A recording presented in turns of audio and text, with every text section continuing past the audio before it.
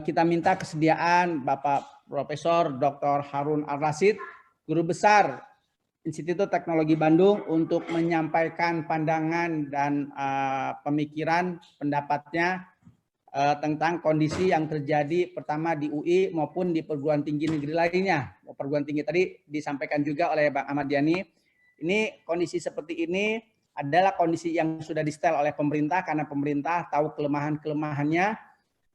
Karena itu para pimpinan lembaga perguruan tinggi sudah diatur sedemikian rupa sehingga dosen-dosennya maupun mahasiswanya itu tidak bisa bergerak aktif untuk menyampaikan pandangan-pandangan idealisnya memperbaiki bangsa dan negara ini.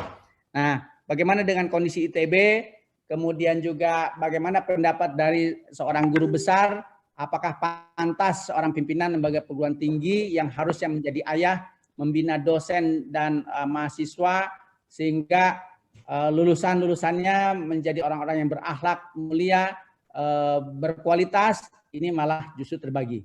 Karena itu kami minta kesediaan Bapak Profesor Dr. Harun Al-Rasyid Lubis untuk menyampaikan pandangannya. Kepada Bang Harun, kami persilahkan. Prof. Selamat malam semuanya. Assalamualaikum warahmatullahi wabarakatuh. Waalaikumsalam. Waalaikumsalam warahmatullahi wabarakatuh, Pak Harun. Ya, saya dosen di ITB. Ya, saya dulu mahasiswa juga pernah jadi ketua himpunan mahasiswa sipil tahun 84. Jadi dosen 86. Jadi masa-masa itu juga jadi dosen. Bagi kami yang aktivis tuh kalau nggak hati-hati ya nggak bisa jadi dosen gitu. Suaranya? Oh. Double. Ya. Waktu itu saya pikir perjalanan perguruan tinggi ya luar biasa lah di Indonesia. Kampus pertama kali didirikan kalau nggak salah apa ya? Ya mungkin Universitas Indonesia namanya dulu. Ya ITB gitu kan. Di Gajah Mada, filialnya akhirnya berkembang semuanya. Waktu itu perguruan tinggi yang pertama ini ya memang ya dibangun oleh Belanda ya. Pada zaman itu untuk ya menyelesaikan masalah dalam tanda petik, mungkin masalah penjajah kali ya. Salah satu ya untuk mendidik kader-kader untuk bisa mengeksploit. Saya pikir konteks perguruan tinggi sebagai apa ini ya tadi udah disampaikan panjang lebar lah ya. Mungkin saya singkat aja kalau status perguruan tinggi ini ibarat kalau ada perang dunia ketiga hancur lebur, tapi kalau ada sivitas akademikanya tersisa ya bisa cepat lagi kebudayaan dan ilmu pengetahuan itu bisa dikembangkan. Jadi dia betul-betul menjadi apa ya, lembaga negara ya, pilar bangsa, the last resort, moral force menyelamatkan bangsa, ya melindungi rakyat. Dan bahkan di beberapa negara bukan sekedar PP ya, pendidikan kampus itu undang-undang di beberapa negara Eropa. Sebagai undang-undang, bayangkan itu. Jadi dia salah satu pilar bangsa. Nah, oke lah. Saya pikir sangat trivial ya kejadian-kejadian kampus dan tergantung governance kampusnya. Kampus ini kan kita udah selesailah debat bolak-balik perubahan regulasi kampus. Sekarang ada namanya itu perguruan tinggi negeri yang diatur dengan Satker. Kemudian ada dengan BLU, kemudian ada yang 12 ini termasuk ITB ya. Itu namanya PTN, Perguruan Tinggi Negeri BH ya, Badan Hukum. Sebelumnya 2004-2005 itu kita pernah coba-coba ya, namanya juga PT BHMN ya. PT BHMN. Jadi kalau ngobrol tentang governance ini memang ya mari kita kupas kenapa kok flip-flop ya. Flip-flop artinya berubah-ubah. Sebelumnya itu 2025 itu dianulir kan gitu. PP itu ya, karena waktu itu udah ada ADART namanya. ITB punya ADART. Statuta itu kan ADART sebetulnya. Ya enggak. Udah punya kita 2005. Cuman karena tidak ada payungnya, hierarkinya di atasnya itu undang-undang yang mengatakan bahwa perlu PP dan salah satunya isunya tentunya pendanaan perguruan tinggi, block grant ya. Block grant itu tidak ada payungnya, jadi ya istilahnya hampa aja di parlemen kalau kita mau minta dana. Jadi persoalan kita ini, kalau boleh Pak Abi ya, Pak Abi, kawan-kawan semua, saya sih ngelihat ini trivial. Mungkin banyak lagi kejadian bakal terjadi dan bukan sekarang, dulu-dulu juga banyak. Buktinya baru ketahuan sekarang kan. Jadi kalau boleh saya diizinkan untuk sedikit aja ya, saya nggak akan sepanjangnya ya, Pak Yani ini, saya akan cepat aja. Kalau urusan rektor ini udah jelas lah ya. Jadi masalahnya ini rektor ini ya. Ini mau kita jadikan sebagai pemimpin, leader, apa sebagai manajer? Kalau tadi kan bahasannya semuanya ya, kalau begini ya, masa rektor cuma jadi manajer, jadi pekerja, jadi pesuruh, jadi underbow? Ya, apakah bisa fungsi perguruan tinggi yang seperti yang saya bilang tadi menjadi pilar bangsa? Kalau dia hanya sekedar jadi manajer, rektor. Mestinya rektor harus menjadi leader, ya, harus menjadi academic leader. Saya aja yang ini, Abi mungkin barangkali saya aja yang share ya. Saya aja yang share bisa keluar nggak?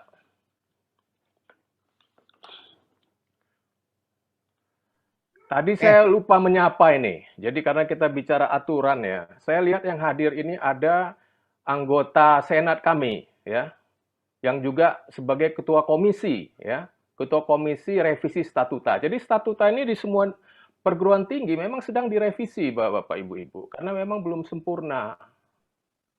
Ya, jadi belum sempurna. Ini ada Pak Fauzi Sulaiman kalau boleh saya sapa. Pak Fauzi Sulaiman, apakah masih di situ? Saya lihat-lihat aja tadi, ada namanya di situ. Kemudian ada Ibu Tati Samsudin, ini juga sebagai anggota komisi. Jadi untuk sharing ITB, karena kita bicara kan bukan ITB nih ya, kita bicara perguruan tinggi secara umum. Namun mungkin bisa dikasih contoh nanti, apa yang sedang dianggap kurang benar statuta ITB, walaupun mereka belum selesai ya, memproses ini di Senat Akademik. Saya mau mulai seperti ini, jadi persoalannya kan kita bolak-balik. Kita bilang pimpinan negara kita membuat keputusan. Ya memang harus dong, dia harus membuat keputusan. Apakah keputusannya menyelesaikan masalah? Ya mungkin jawab sendiri ya. Saya juga melihat yang namanya decision making ini satu tahapan. Karena ada masalah. Kita berganti-ganti presiden. Kita berharap memang jangka panjang kita punya garis besar haluan negara lah dalam tanda petik ya. Setiap presiden ini tidak bisa mengisi dengan kemauannya sendiri, harus udah ada relnya. Kalaupun boleh ada isi, ya kasihlah berapa ruangnya, 10%, 15%, jangan 75% begitu. Lalu apakah menyelesaikan masalah? Itu kan persoalan, apapun yang diselesaikan, saya kebetulan dari teknik sipil, saya mengerti betul infrastruktur itu menjadi panglima ya, beberapa kali, termasuk sekarang agak tonasinya agak dikecilin dikit dengan mengganti sebagai pengembangan sumber daya manusia, namun tetap infrastruktur tetap digarap. Kita udah ulang tahun keberapa negara kita? 76. Kita bermimpi jadi negara maju 2045. ITB udah ulang tahun 101 tahun ya.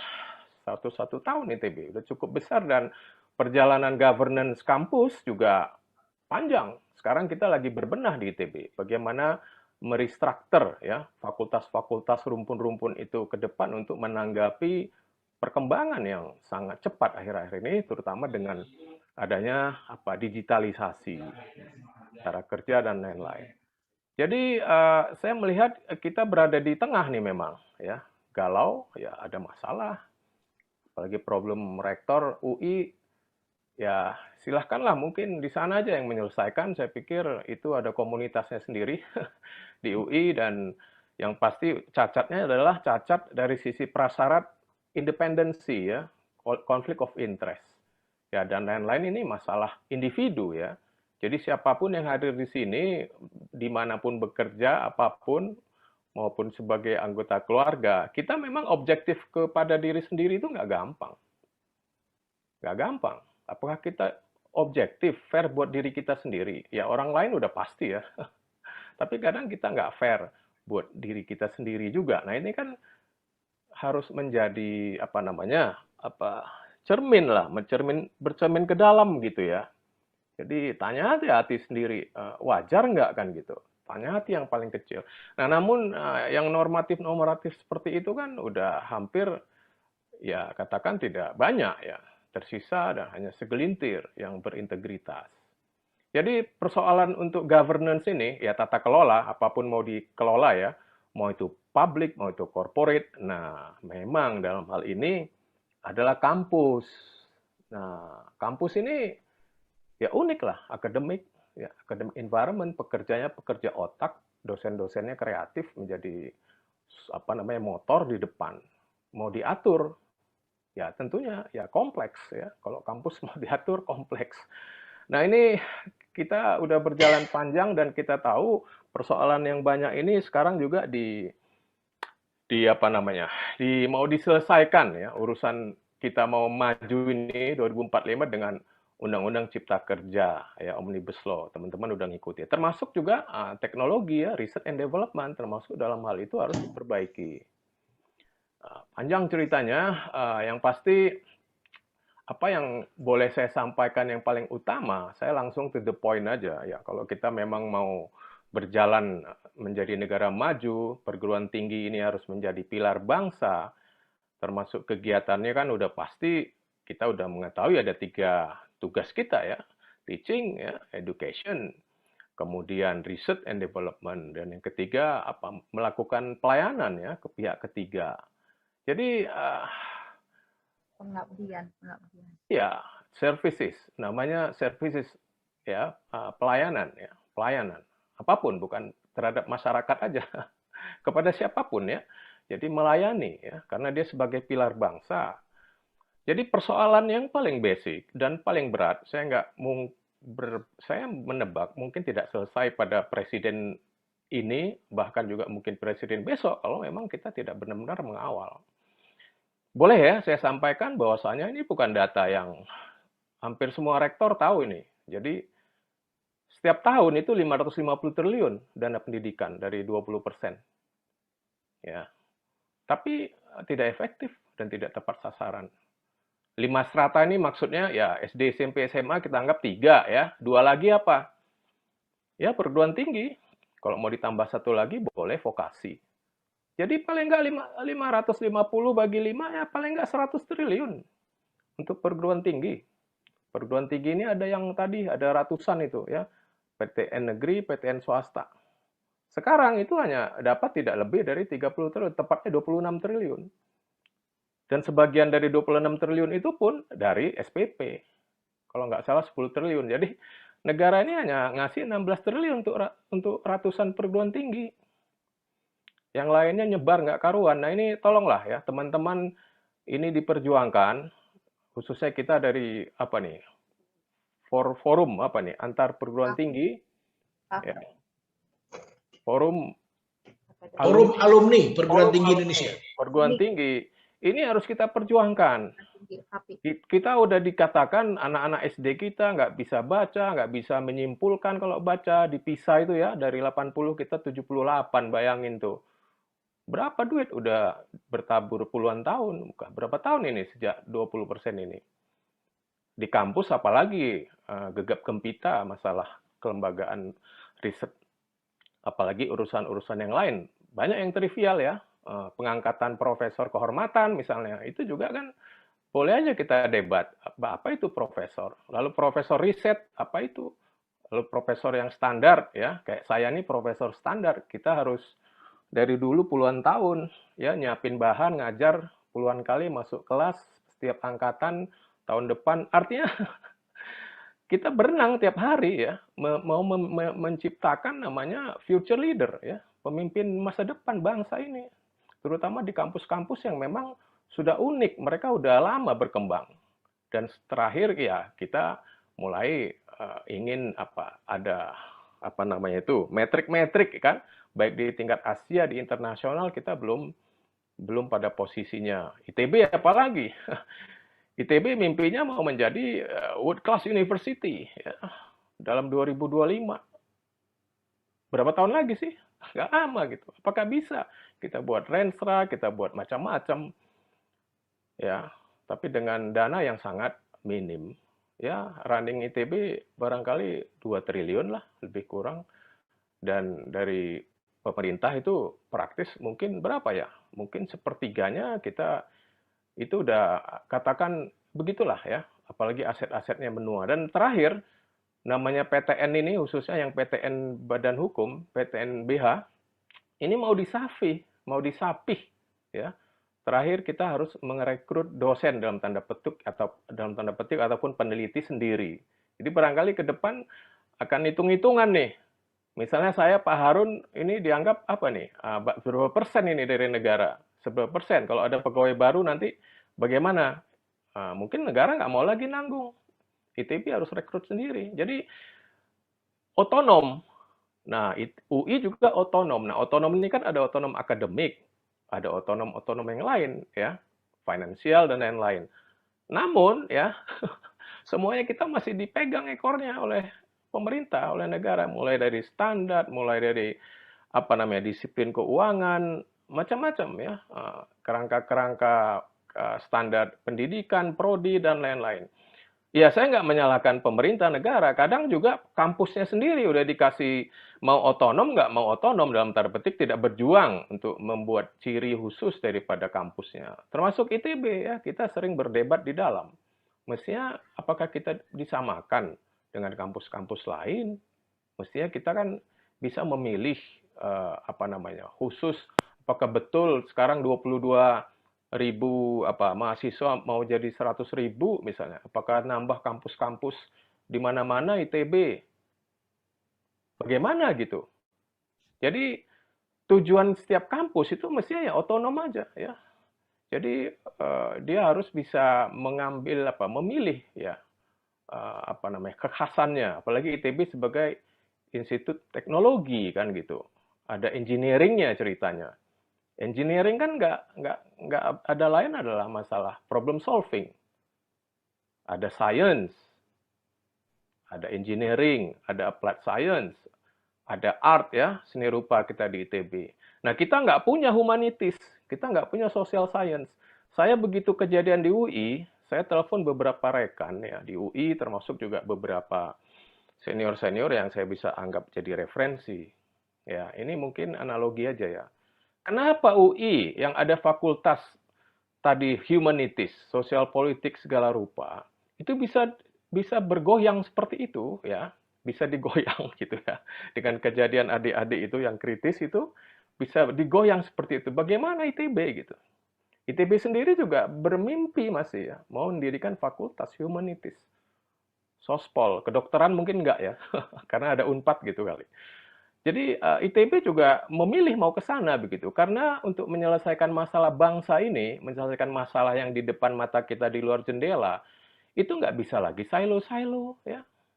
Nggak bisa lagi sipil aja yang beresin, teknik penyihatan aja masalah sampah, nggak bisa, karena memang ada masalah-masalah sosial, apalagi masalah banjir, macet, sebutlah apa aja. Sekarang masalah sosiologi juga menjadi penting begitu. Jadi terakhir juga banyak terbitan jurnal itu jarang sendiri-sendiri ya. Jadi kita mau mengembangkan namanya multidisiplin, interdisciplinary, transdisiplin. Mungkin waktunya pendek ya, tapi intinya yang namanya governance ya, yang namanya governance di kampus, di perguruan tinggi ini memang unik ya. Setiap negara punya warnanya sendiri. Saya mau merujuk ya, jadi kita kan gegap gempita demokrasi nih ya. Kalau nggak salah pas Pak Abi ini kan ketua Ikatan Alumni ITB, saya mendengar ketua Ikatan Alumni ITB ini juga ada masalah juga ya, ada 2 kubu katanya. Nah ini kan juga masalah kita gitu ya. Ya. Masalah kita harus kita selesaikan di ITB. Mungkin bukan forum ini untuk membahas itu, tapi saya sendiri sebagai alumni berharap ada meja yang datar ya untuk berdiskusi menyelesaikan masalah ini. Kita tunggu bagaimana kepemimpinan kampus ya menyelesaikan urusan kealumnian ITB. Saya mau menyetir ya, boleh ya? Pak Budiono ini kan kita tahu orang kampus lah, menjadi birokrat, wakil presiden, jadi Menko, segala rupa. Beliau mengatakan ya, ini kita baca aja pelan-pelan biar kita renungkan. Ini PR kita nih tadi yang dari gambar saya di awal tadi, kayak benang kusut modeling through ya, gimana kita bisa sampai ke tujuan nanti, Indonesia maju. Dilema mendasar demokrasi adalah bagaimana memadukan rasionalisme dan populisme, pemerintahan yang efektif dan pemerintahan yang representatif, teknokrasi dan demokrasi. Ya, sekarang keberadaan kita, even partai politik pun mengambang ya, bukan masa mengambang, tapi partai politik pun mengambang sekarang. Ini catatan kaki aja biar kita bisa sama-sama renungkan betapa kita punya PR yang banyak, kawan-kawan. Di satu sisi, ini masih ya, saya lanjutkan, yang merah-merah ini catatan saya gitu ya. Di satu sisi, kita ingin memacu pembangunan ekonomi dengan kebijakan rasional dan konsisten. Di sisi lain, sistem politik belum mantap, ya, dan tidak mendukung pengambilan keputusan yang cepat dan rasional. Apalagi bicara threshold. Ini Pak Yani kita udah masuk daftar nggak partainya ini dalam pemilu? Saya nggak gitu ngikutin ya, tapi mereka mengatakan itu threshold itu penting untuk dikurangin gitu ya, sehingga bisa memilih. Tidak dikenal seharusnya threshold itu, Prof. Iya, makanya. Jadi siapapun Setuju. yang top, yang paling mantap bisa jadi pemimpin kita, ya kita harus saring, harus cari. Bila perlu sampai ke dalam gua, kalau memang ada di dalam gua itu yang hebat, yang bagus, terpercaya, amanah, fatonah, segala ya. Jadi menurut saya, ini urusan akuntabilitas demokrasi. Jadi public policy kita, apa yang kita bahas hari ini juga ya, kita harus menyodorkan data-data, evidence base, yang barangkali kita udah lihat faktanya. Ini udah betul faktanya, bahwasanya rektor ini bukan leader, rektor ini manajer ditempatkan pemerintah. Kita mau robah ini. Rektor harus jadi leader di dalam komunitasnya ya, kampusnya. Kemana mau diraungin ini kampus oleh rektor? Ya silakan, buat statutanya. Ada 3 bidang, ada 3 level tadi. Ada yang satker memang, yang belum bisa berdiri. Ada yang BLU, boleh cari uang, boleh pakai. Kemudian yang ketiga, kita yang 12 ini. Jadi yang 12 ini bukan eksklusif, tapi kalau kita mau apa namanya, istilahnya ada prioritas lah gitu ya. Ada prioritas diatur perlahan dan perlu staging ya maksud saya. Jadi sayang kalau kampus-kampus yang bagus ini dibiarkan ya dalam tanda petik ya. Tadi ya energinya itu kurang untuk menggapai mimpi begitu. Saya terus terang sebagai dosen ya kita harus survive hidup ini. Nggak mungkin saya awal-awal jadi asisten itu tahun berapa saya? 2000, saya lulus 1995. Mungkin langsung jadi dosen. Ya mungkin kita nggak dapat gaji dulu kan, karena belum pegawai. Ya mungkin honor-honor, 75 ribu sebulan. Gitu ya, zaman dulu. Jadi masuk jadi dosen udah dapat 3A atau apa, ya gitulah. Mungkin saya nggak usah panjang lebar ya. Jadi dosen-dosen ini, teman-teman kita yang di kampus, terutama perguruan tinggi negeri, ya dia harus mencari juga dalam tanda petik waktu untuk bisa menyelesaikan persoalan diri dia sendiri dan keluarganya, begitu. Ada yang mungkin lupa, ya mungkin ya tentunya ada dampaknya. Ada yang kebablasan gitu. Nah ini yang juga barangkali waktu rekrutmen menjadi dosen, ya mestinya harus benar dong. Harus dipilih orang-orang yang menjadi dosen memang harus punya juga tadi integrity mau jadi dosen. Jadi dosen-dosen kita juga sebagian ya, ada yang juga keluar. Ya mungkin tadi ya. Itu ya, jadi kemudian resiko distorsi kebijakan rasional tidak jarang berbenturan. Nah ini yang kita bahas lah ya, saya pikir. Kemudian ekonomi dan politik tidak bisa dipisahkan. Nah ini yang terakhir yang penting nih sebetulnya. Ini tolong dikoreksi ya kalau saya salah ya. Dikatakan Pak Budiono, gap ya antara sasaran politik dan ekonomi harus diatasi oleh pemerintah dan DPR. Saya tanda tanya terus terang. Apakah bisa kita harapkan ya seperti itu? Nah, mungkin kita bisa berkaca di negara-negara maju lah seperti apa. Jadi kuncinya memang tadi akuntabilitas demokrasi harus kita kejar, evidence based, kemudian ya harus yang profesional independen. Ya. Ya dalam bidang infrastruktur misalnya, kita mengerti setiap ganti presiden ganti lagi apa yang mau dikerjain. Jembatan Selat Sunda langsung nggak jadi. MP3I dipakai tapi nggak disebut-sebut lagi. Ya nggak?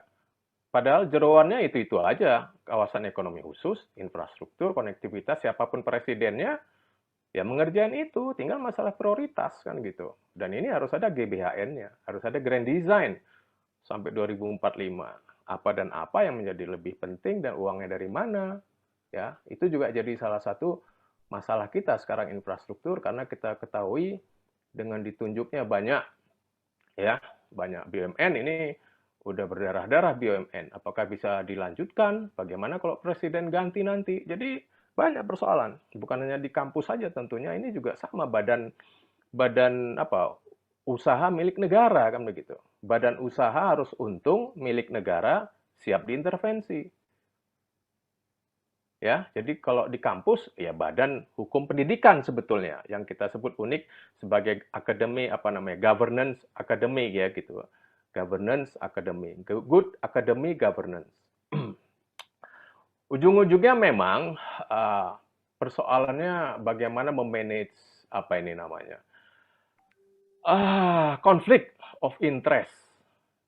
Independensi itu penting bagi mereka yang menjabat tertentu. Rektor di ITB juga sama ya, nggak boleh menjabat, ya. Tapi nggak disebut eksplisit BUMN, namun tidak boleh menjabat sepanjang ada konflik of interest, baik di Pemda maupun di pusat. Nggak boleh, rektor ITB sama aja, nggak boleh. Jadi memang bagaimana ini? Ini teman-teman di ekonomi mungkin ya, banyak mendalami. Ya mungkin PLN lah, nggak usah jauh-jauh. PLN kita gimana? Udah berapa puluh tahun ini sampai sekarang. Sama aja gitu ya. Jadi gimana PLN harus diatur? Dia kita kasih fungsi boleh, hanya dialah satu-satunya yang boleh membeli energi listrik PLN di Indonesia. Gimana negara mengaturnya? Sama, jadi kereta api juga sama. Kampus, ya mirip-mirip. Saya melihat tadi ada yang corporate, ada yang publik. Kalau kampus itu akademi, memang agak lain governance-nya. Teori-teori tentang itu mungkin banyak ya. Mungkin salah satunya, mungkin teman-teman sering dengar itu namanya agent theory, principal agent theory. Jadi premisnya itu antara bos, ya dalam tantik principal itu kita anggap bosnya lah ya, landlord gitu, dengan agent itu tadi sebagai leader atau ditempatkan sebagai manajer aja dia. Ya, tentunya ada lapis-lapis yang lain ya, seperti consumer ini udah pasti lah ya, pengguna. Ini mereka punya informasi yang berbeda-beda ya, apalagi tadi untuk memutuskan ya. Jadi adanya ketimpangan informasi. Ada yang lebih banyak info, satu kurang. Sehingga ini bisa menimbulkan peluang moral hazard. Nah, makanya ya di dalam manajemen conflict of interest ini ada yang sering kita dengar independent regulatory body. Kita nggak mengenal ya itu. Mungkin beda-beda setiap sektor kita lakukan. Nanti kita bisa lihat lah. Jadi memang ada irisan-irisan yang masih sebutlah tadi kalau kita masuk ke kampus kita kenal ada namanya MWA, ada rektor, ada senat akademik. Nah ini juga statuta di seluruh perguruan tinggi negeri mungkin unik bagaimana mereka mau menggoreskan ini masalah kelola ini. Mana yang beririsan? Kalau di statuta ITB disebutkan ada peraturannya masing-masing. Ada peraturan MWA, ada peraturan rektor, ada peraturan senat akademik. Ya. Tapi kan ada yang common. Peraturan ITB itu mana? Nah, kita sendiri di ITB ini mohon ya Pak Sulaiman, kalau bisa di-sharing apa perkembangan terakhir mungkin 1-2 menit ya sebagai Bapak sebagai Ketua Komisi Revisi Statuta ITB. Saya lihat tadi Bapak hadir bersama Ibu Tati. Kalau ada waktu, boleh moderator nanti disempatkan kita mendengar seperti apa progres ITB yang sedang merevisi statutanya. Saya nggak panjang lebar, mungkin itu saya mendengar udah 3/4 jalan ya. Tapi apa-apa yang mau diselesaikan, termasuk pemilihan rektor juga mestinya jadi topik salah satu bagaimana rektor itu mau kita tempatkan. Nah, problemnya tentang kelembagaan ini, saya masih bicara umum nih, nanti terakhir tentunya yang kampus ya, gimana di luar negeri juga. Ini yang paling berat. Gimana? Waktunya 5 menit lagi ya, Prof. 5 menit lagi? Ya, beres. Bisa, Kang Eman. Masalah asset ownership. Jadi masalah asset ownership. Ya, gitulah mau mendirikan gedung, kalau kereta api ya mau menambah rel, BUMN, siapa yang bangun, negara yang bangun, disuruh BUMN bangun, apa swasta dulu bangun, kita bayar sewa besoknya. Ini persoalan kita masih, bukan hanya di kampus ya. Di sektor ekonomi standar juga kita bermasalah, termasuk kereta api yang paling tua sebetulnya. Itu masih belum jelas ya. Batas-batas mana yang milik negara pemerintah, mana yang menjadi milik perusahaan PT Kereta Api. Trek itu lebarnya berapa? Karena di situ bisa ditanam macam-macam. Bisa bayar sewa dia. Negara bisa dapat pajak. Pendapatan negara bukan pajak misalnya, seperti itu. Kalau ditaruh pipa gas, itu masih bermasalah. Kita udah 76 tahun ya. Padahal trek rel itu juga peninggalan Belanda gitu ya. Kita hanya dapat karena penjajah pergi, akhirnya mengkerut. Ini terakhir ini, Eman mungkin kembali ke governance ya. Jadi ceritanya kita harus mendevelop atau mengimprove lah, ataupun menyamakan antena ya, menyamakan persepsi. Kita masih jauh sekali praktek-praktek good governance kita. Ini secara umum kan seperti itu ya. Jadi kalau kampus ini memang berada di kanan bawah ini bersama civil society yang lain, ya enggak? Kita di sini nih ya, kampus ini. Ya, professional association juga, university di sini. Kita di sini. Ya, ada yang atas nih tentunya, ada kementerian, lembaga, ya. Private sector dan BUMN, SOI. Ini juga kita masih belum jelas, ya. Siapa yang swasta, siapa yang badan usaha milik negara. Kalau kemarin katanya banyak didahulukan badan usaha milik negara, kadin-kadin lewat swastanya protes kok. BUMN aja yang dapat gitu. Kenapa? Oke, berikutnya nanti pendulumnya ke swasta. Ini juga belum jelas. Kan intinya kompetisi begitu. Bagaimana bisa mendapatkan kompetitor terbaik sehingga delivery-nya bisa efisien, maksimum. Nah, ini kita belum ada kerangka untuk berkompetisi, gimana mengkoreksi kalau BUMN itu betul-betul memang ada handicap ya, harus dikoreksi penawaran dia gitu dibandingkan swasta yang lain karena dia punya kelebihan yang lain gitu. Jadi prasyarat untuk itu masih jauh. Jadi terutama memang kalau mau berkembang seperti ini, ya itu harus bersih pemerintahannya. Swastanya harus capable.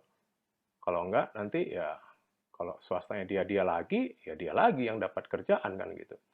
Industri dan society harus dewasa begitu. Jadi persoalan good governance ini memang masuk setelah ada new public management, termasuk kampus salah satunya. Kalau di korporasi seperti itu, ya. Kampus misalnya, itu gimana kampus? Kalau di korporasi sangat vertikal dia, ya bos. PTS juga, PTS vertikal. Perguruan tinggi swasta. Perguruan tinggi, ya tergantung tadi, apa dia BLU, apakah dia tadi Satker, apakah dia PTNBH.